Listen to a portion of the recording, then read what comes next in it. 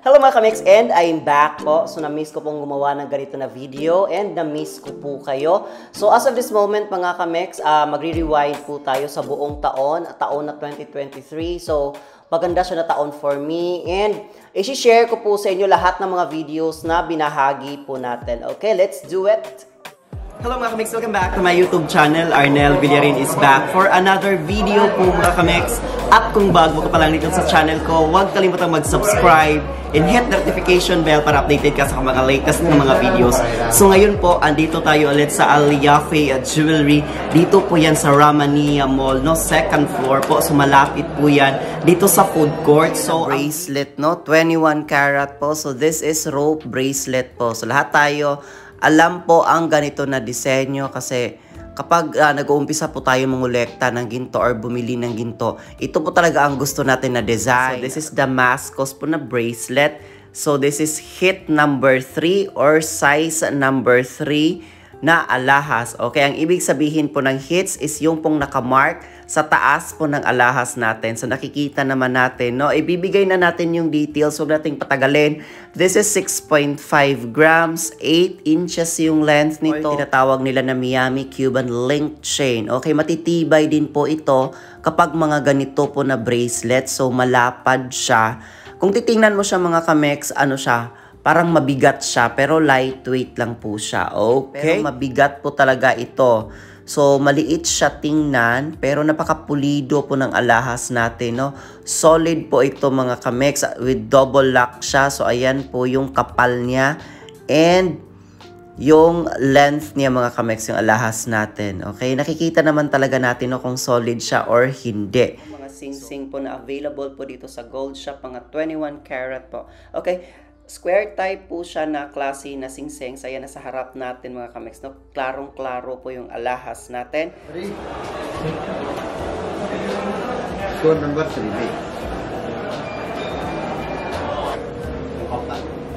Kabalang mo? Ano mo kabalang? Dito na tayo ngayon sa alahas na mga 5 grams up po, no? So, yan po yung sinasabi ko po sa inyo. Kapag nabili po tayo ng alahas, make sure po na sa 5 grams up po siya or 4 grams up para maganda po yung alahas, para hindi po tayo lugi sa labor fee na charge. Okay, yung alahas po natin ngayon na nasa harap natin mga kamex is bagong disenyo po yan. Dito sa Gold Shop, malapad po siya na alahas. Kung titingnan mo siya, para siyang mabigat. Pero ampaw po ito na alahas, para klaro lang po tayo. Yung alahas natin na 21 karat, no? So isa po ito sa alahas na pinakamabigat po na ibabahagi po natin sa video na ito mga kamex, at solid po ito na alahas, no? So Saudi logo po yung nasa gitna po yung disenyo po ng alahas natin. So marami pong nagtatanong sa atin ng mga ganito na disenyo kasi maganda siya, din solid po siya. Okay, hinawakan ko na yung alahas natin, no, para maklaro niyo po ng details po ng alahas kasi eagle po yan, nakaukit po yan sa alahas natin. Okay, klarong-klaro ba? Comment down below po mga kamex, okay?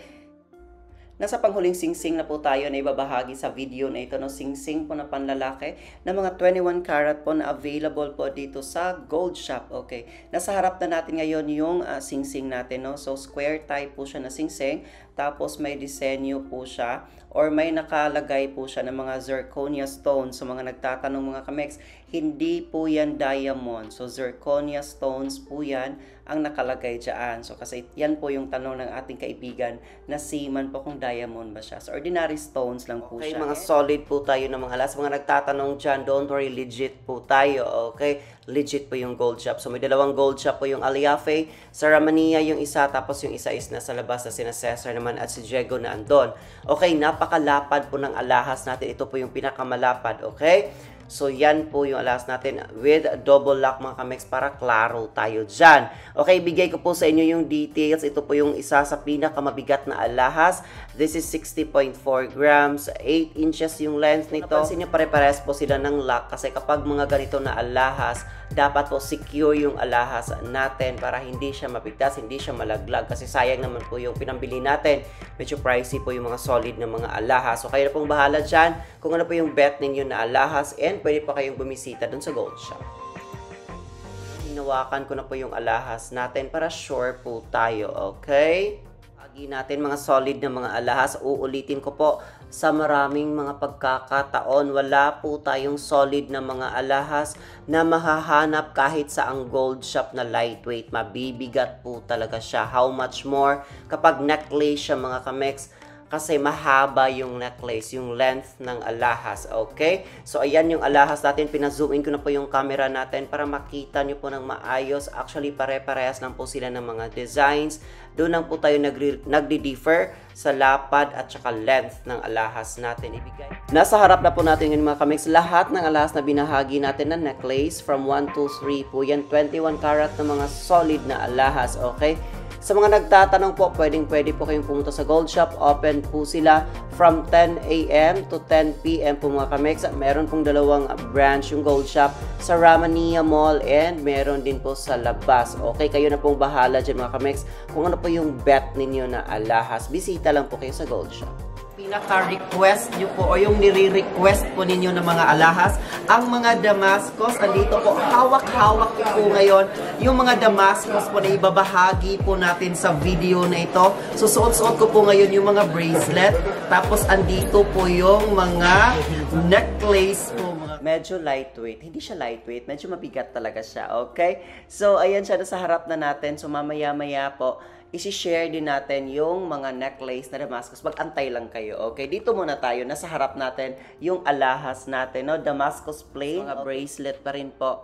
So, pambabae po ito na Damascus. Hit number 2 or size number 2 na Damascus.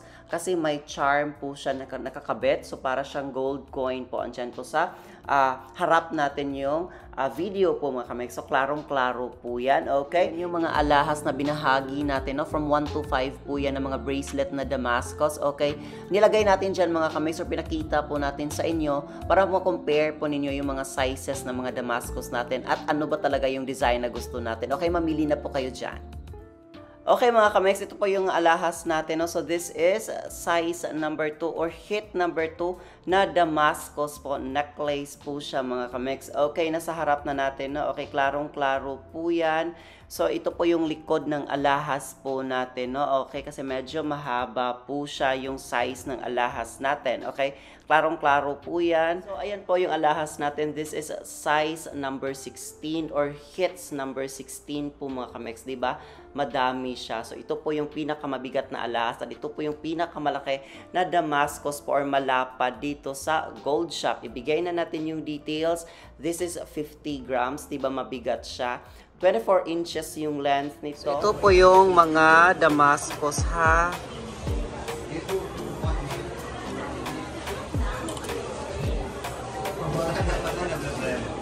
22 karat po ng mga gold chain. So, lahat po napakita po natin. Available po yan dito sa Al Najaidi Jewelry. Dito po yan sa Jubil. So, may 4 na branches po sila dito sa Jubil. And may isa din po sa Haya Plaza po dyan sa Damam. So, ito po is twist na alahas or yung tinatawag nila na Italian design na alahas. Maganda po ito mga kamix. No? So, pwede siya panlalaki. Pwede din po siya pambabae. Kung ano po talaga yung gusto po natin. Ano po yung bet natin na alahas. So, nasa harap po natin yung alahas natin. No? So, para siyang Damascus po na alahas. Sabi nga ng kaibigan po natin. Parang pare-parehas lang. Nasa pamilya lang siya ng mga Damascus. Okay? Matibay po ito. Solid po ito. This is 24.18 grams. 24 inches yung length nito. Ipapakita na sets na mga alahas is mga 18 karat. Okay, nasa harap na natin ngayon yung unang alahas na ibabahagi natin. So, this is Hardware Tiffany & Co. Inspired design na alahas. Ang haba-haba no? Okay? So, this is composed with necklace, with pendant, and bracelet mga kamex. Okay, ayan yung pendant niya with zirconia stones po yan. Kumikinang-kinang po yan mga kamex. Alright? So, yan po yung accent ng alahas natin. Okay, bagong design po ito dito sa gold shop. And ayan siya. Usually mga kamex kapag mga gold sets po, ang length po kapag pambabae is mga 18 inches or 20 inches. Kung mga panlalaki naman, usually po nasa mga 20 to 22 inches po. So kapag bracelet naman is 7.5, kung panlalaki, kung babae 6.5 or 7 inches. So ayan po yung lock ng alahas natin. So this is S-type na alahas. So kapag mga ganito na lock, hindi po yan namamagnet kasi wala po yung spring sa ilalim. Natin yung features, no? This is shock resistant, 200 meter water resistance, 1-100 second stopwatch, Tapos may super illuminator siya. Magkano ba ito? This is 1,707.75 Saudi Riyals po. Maganda siya na relo mga kamix, no? Okay, ayan o, pinakita na natin, hinawakan natin, no? Okay, kahit pricey siya mga kamix, kung may budget naman tayo, wala naman po yung problema para reward po sa sarili natin, no? Kasi dito sa abroad, we work so hard, no? So, kailangan natin ng reward, ganun. Isa na tayo mga kamix, no? So, ayan, nasa harap na natin ngayon yung mga relo. So, yan, may mga tag 10,200 Riyals, 15,900 Riyals. Tapos, i-convert nyo na lang po sa peso. Multiply nyo lang po 14.55 peso po in 1 Riyals. Okay? Pansin nyo mga kamix, medyo mahal po talaga yung presyo, no? So, ganun po talaga kapag tag higher kasi para sosyalin siya na brand. Silver chain po ng mga alahas, okay? Ito po siya na alahas po is tinatawag natin na Miami Cuban link chain or curved chain po, okay? So, familiar po tayo sa mga ganitong klase ng mga alahas mga kamix. Kapag mga ginto po na ganito medyo mahal. And ang presyo niya po is 1,980 Saudi Riyals po. Papakita din po tayo na medyo affordable po na mga necklace mga kamix, no? So this is a 250 to 300 po yung range po ng mga ganito po na alahas po. Paperclip design na alahas. Actually, marami po tayong mga subscribers po na nagtatanong ng mga ganitong alahas. So ito po yung order ng ating kaibigan po na taga Jubil. So si Ate Beth. So, gustong-gusto niya po kasi yung ganito na alahas. Okay, lightweight lang po ito na alahas mga kamix, no? So, huwag natin patagalin. Ibigay na natin yung details. This is 3.2 grams. 18 inches yung length nito.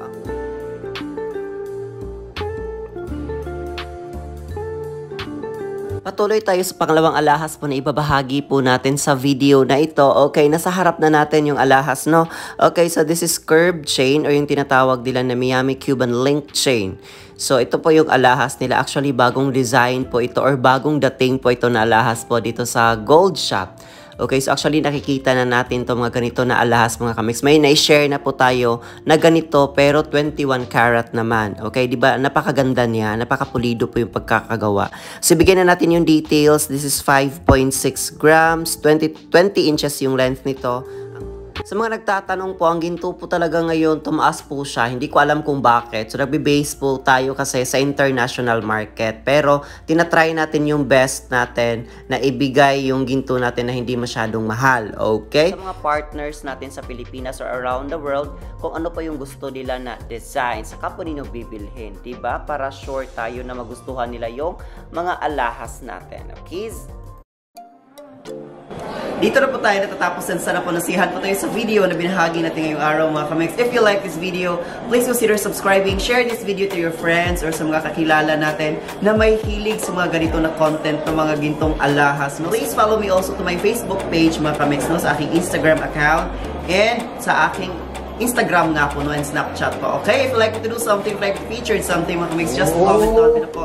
And gagawin po natin siya in the future. Thank you so much and see you in the next